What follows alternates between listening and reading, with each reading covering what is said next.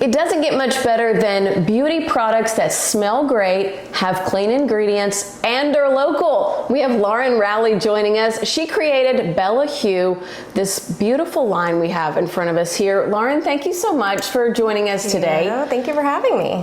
When you reached out to me, I was so excited because I have been looking forever for the dry shampoo that I feel comfortable using. Yes. You know, over the last year or so, there's been all this talk about really some bad chemicals in the dry shampoos and the aerosol that goes with them. So I just quit using them. Yeah. Honestly. Yeah. Benzene. And I mean, you start to hear these things and these reports, and it makes you not want to use them. So why did you get started creating this product line? I mean, it's pretty spectacular that you literally at home created this line. Yes, so I was a stylist for 16 years, working here locally in Houston at lots of different day spas and salons, and unfortunately my health took a turn a couple years ago, and the main thing that I was reacting to is a lot of the products and like hair colors and things within my industry.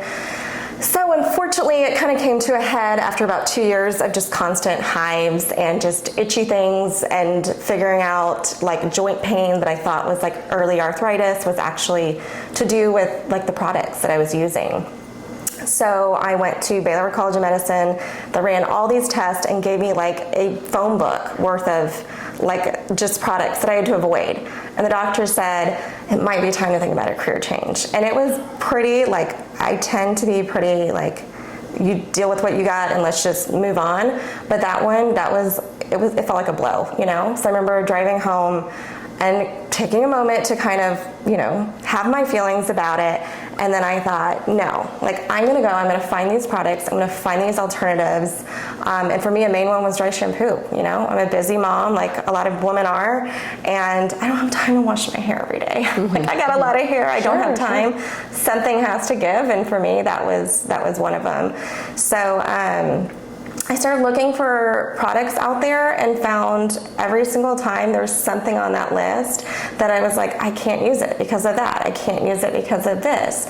Or in the rare occasion I would find one that was okay for me to use, it did not stand up to the quality, honestly, I was used to using within my own industry of being a stylist. I mean, you know, stylists are typically product junkies. We get products given to us for free to try, and I've used all of them, I feel like. So I really went on this mission of my very first product, which was not intended to be sold or become a business. It was just solely for me to be able to use at home. But as I started to kind of play with these formulas, I let family and friends and other people try it out, and they were like, whoa, like this isn't just good for a clean product, this is good just period. So yeah, I started out with our product that we call Cleaner Than Clean Dry Shampoo, because it really makes your hair feel cleaner than clean without any funky feel behind. It does. I mean, you sent me that, and yeah, that's by far my favorite product that you sent me.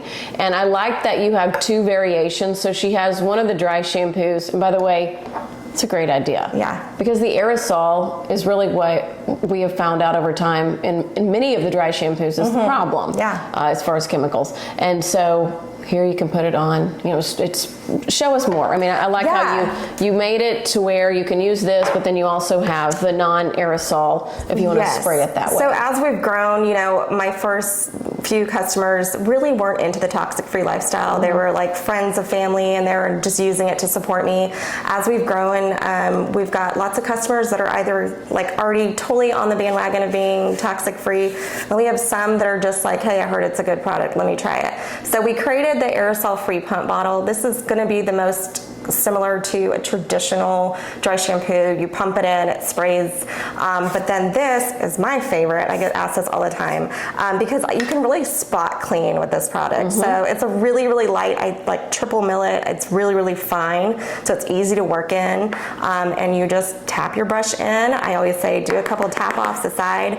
I like to kind of roll it into here just to like evenly distribute it. and then paint it on, right and it smells good. And that's the cleaner than clean, right? So it doesn't, because I know sometimes I like a little texture with it, and so you make the texture and volume version where if you're back combing or something like that, you can put that in there and add a little, because I have finer hair, so I like something, not everywhere and not a ton of it, but something that has some texture to it. Yes, and it's also great for if you're like me and you will push it for like a week, which a lot of my customers now are like cheering, like, yes, I got to a week. I'm like, get it, girl. That one too, we call kind of the big gun. So if you're someone that's going to push it as long as possible, the ingredients that are in that one can really help do an extra super soap, like to pull those oils out. So sometimes I'll do like day 1 through 4, because I always recommend put your dry shampoo on clean hair. It's going to pre-absorb the oils. It's going to give you a light volume without a texture feel to it, and it really does help extend the life of your style. So if you wait until you're already super oily, it's still going to work, but if you start applying when you're freshly washed, it'll be amazing to see how long you can really push it. So yeah, the texture plus volume gives a little bit more of the traditional feel, because some people like dry shampoo purely for that texture feel it gives them. So that's why we came up with that one. Yeah, I like that. You've done a good job with that. And thank you. And I think, I kind of began this journey years ago. I knew nothing about beauty products or chemicals in them or sensitivities or anything until I picked my oldest son up one day from a golf camp, and he was covered literally head to toe in these horrible hives, like scary hives, like call a pediatric dermatologist, we're coming right now hives. I mean, and I remember him telling my husband, you can never put chemicals. What had happened is he had had a reaction to either bug spray or sunscreen. They had put both on him there. You just gave me goosebumps. That was my first major reaction, was a sunscreen. Okay. An organic one. And I had a second-degree burn all over my face. It was horrendous. Yeah.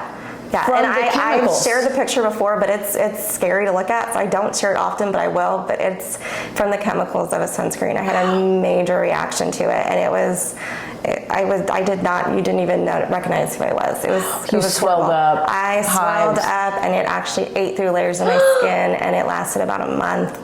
It was bad. So I'm so sorry. When you said that, I was like, oh my gosh, and my son's did not go away immediately. And the doctor told us it wouldn't. But he said, you've got to go find every product he uses now needs to be the most like clean, natural. And I didn't even know really where to start. Yeah. And so I remember driving to Whole Foods first. I thought, well, maybe stuff there, Yeah. And he has some other chemical sensitivities as well, but those were really concerning. And the doctor even said, no more traditional hand sanitizers. Like, you've got to redo, this is a horrible reaction. Like, you've got to redo all those products. And we did, and I kind of had to learn throughout, and he's never had another reaction. Like, we've been very, very careful about it, and he knows to be careful with products and what have you. But, it just takes one of those for it to really change your perspective, and you start, all of a sudden you're reading constantly everything, and you just come to realize that I don't think you can ever be perfect. Absolutely. But you find ways that you can really minimize your contact with chemicals and try and make better choices. Absolutely, yeah. That's something I tell people all the time, like, where do I start? I'm like, look at the main thing. So if you're a homebody and maybe you're not too worried about your hair, right? But you're always like someone that's cleaning, start there. Start with what you use most. If you're, you love doing your hair, like, start with trying to cut out the aerosol products, honestly, because they all have the same ingredients involved. And if you can start a barbecue with it, that's probably don't have it on your hair. So it's picking something in your lifestyle, and it doesn't always happen the way it did for you or I, where it was like knock knock, make the change now. Right. So you kind of have to pinpoint and don't go out and throw everything away all at once, because I tell people that too. It's not financially doable for everyone, and B, kind of like if you've ever tried to find out an allergy to a food. If you go and take all these food groups out of your diet, you don't know what it is. So starting kind of small and working towards something, you're going to see the difference, and it's going to, it talks right there. It's like, oh wow, okay, my hair's starting to really grow, and people commenting all the time, like, oh my gosh, your hair got so long, what did you do? And it's like, well, I stopped using the sulfates and the drying ingredient, that kind of thing. So speaking of which, I like and So when I first got into this years ago and started trying to find cleaner products for the family, the really clean ones didn't work. I'll be really honest. I mean, like there were shampoos I bought and were like, my gosh, I guess I'll use this as like a hand soap. I'll tell you why. You know why? So they are soaps. The process that's used to make those are the same lye process they use to make soaps. Okay. So these are made of surfactants. So it's not sulfates, but surfactants, which are like a nickname for it is like a baby foam. So it's very gentle and it gives you that bubbles. You know, the bubbles, a lot of the lather. Yeah. And that's really what put those like on the map for us. Is people are like, whoa, this actually like gives me a better clean than my other shampoo. Yes. So this is it's a shampoo bar. Yes, a shampoo bar. And people, you may hear it online, people talk about the no poo movement, the no shampoo movement, you know, people trying to get away from those chemicals and washing with alternatives that are safer, cleaner, things they feel more comfortable with. Yeah, exactly. And so so that's a great product. So, okay, so this one, what do you have here? That's a conditioner bar. So with our shampoo and our conditioner, we have it in liquid and bar. It's essentially the same formulas. What I do is take all the water out of this. So those are great for traveling, or some people, like my husband is a diehard like shampoo bar. He's like, doesn't want the liquid, give me the shampoo bar. A lot of men like it because it's safe to use all over. So they just do like a one and done. Men like that. They use a lot of times. They do.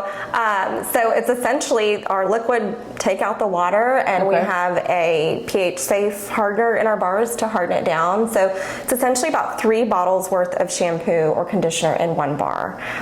So as long as you keep it out of the water, it'll last a long time. But then I know some people just like the easy, you know, they maybe haven't tried it yet because they do compare it to, a lot of people are like, oh, I'm nervous to try it. I've tried a shampoo before and it just, they had to go through an awkward phase. There's no awkward phase, what they call like the waxy phase with this, because it's surfactants. It's not soap. And really that is what those are.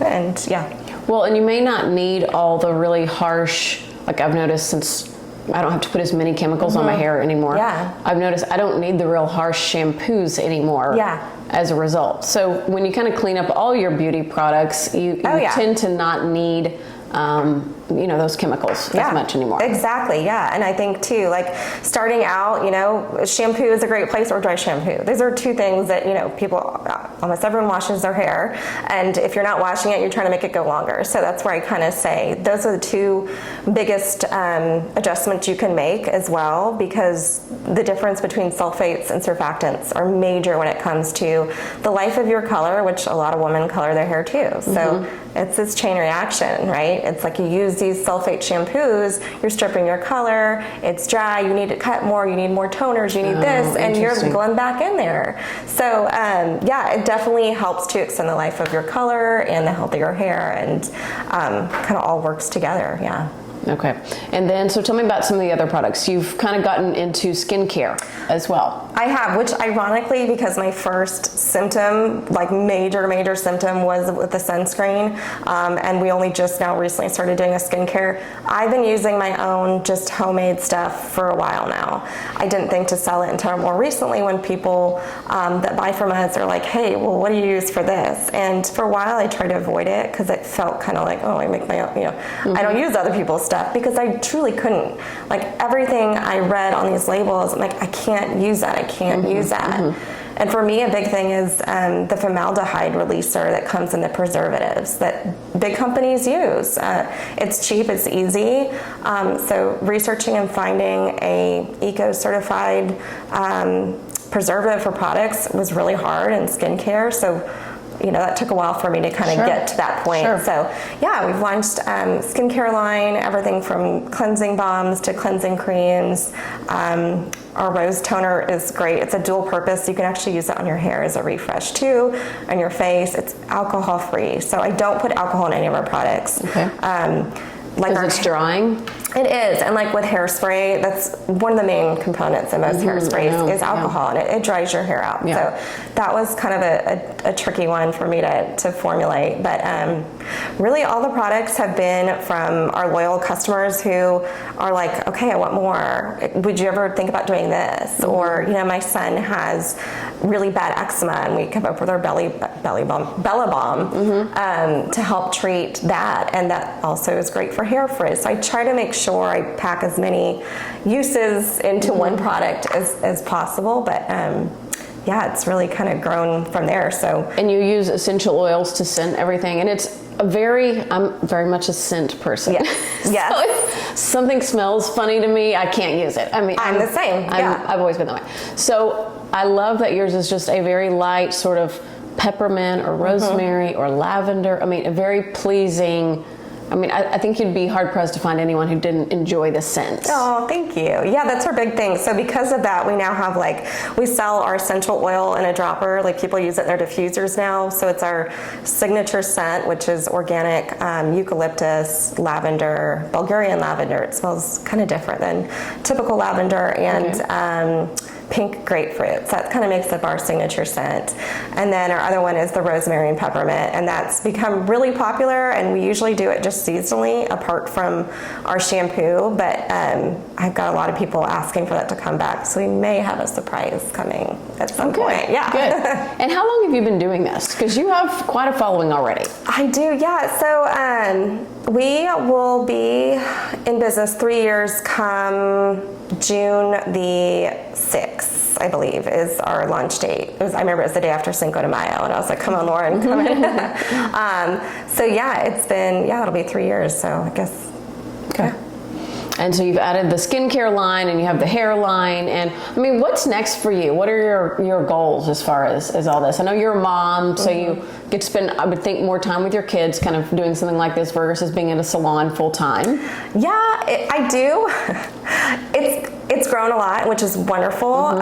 So it's kind of all hands on deck at this point. I'm just starting to kind of hire out people to help out, which has been really hard for me because I'm like I want to do it all kind of person.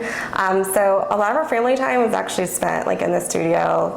Kids are helping package, my husband's helping, do some of the heavy lifting and restock. So it's a lot of family time, but it's spent doing the business. But they're all proud of me and excited to watch it grow, and it's been humbling to watch it grow. So my goal is, I'm the kind of person when I have my mind set on something, it's there's no stopping me. And with this, because it is so personal, and it's not if I wanted to just quit, I'd still need these products. It's not about business, it's about my lifestyle and what I need. So I'd love to just keep growing and really spreading the awareness. It's not everyone is always going to have that glaringly obvious medical issue on the outside, but they may not realize things like hormone disruptors and having a teenage girl, it's so huge, So I think educating people and just opening their eyes to kind of alternatives out there without being pushy, but just letting them know, I think that's, my big goal. So. And I do think also once you start looking at products and you start looking at chemicals and you start reading more and you start watching what you eat, I mean, it kind of is a snowball effect where you go, yeah, there is a different way. If something's not working for you, you go, maybe there is a different way. Yeah. Maybe there is a different path. Yeah. And so I think a lot of people find themselves on that for one reason or the other. We have a lot of, me personally, I have a lot of diet restrictions on what I can eat because I've had major issues along the way with food and food sensitivities and things that don't agree with my body, sugar, things like that. So I came to this as a result of having medical issues, health problems. So somebody asked me the other day, if you didn't have all those health, I think my husband asked me, if you didn't have all those health problems, would you eat sugar? Would you eat wheat?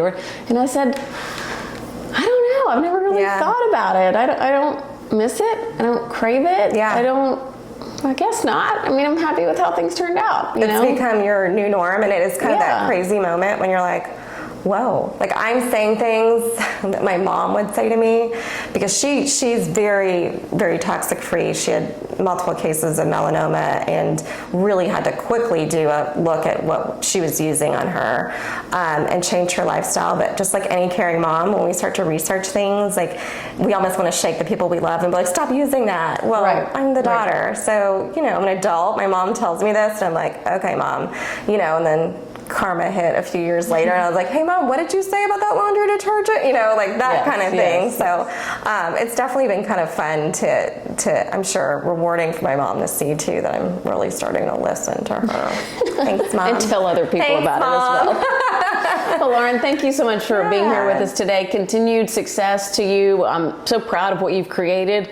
I mean, it's amazing. She's based in Cypress. You're local, doing a great job. So congratulations to you, and here's some more success. Thank you. Awesome. Thank you so much.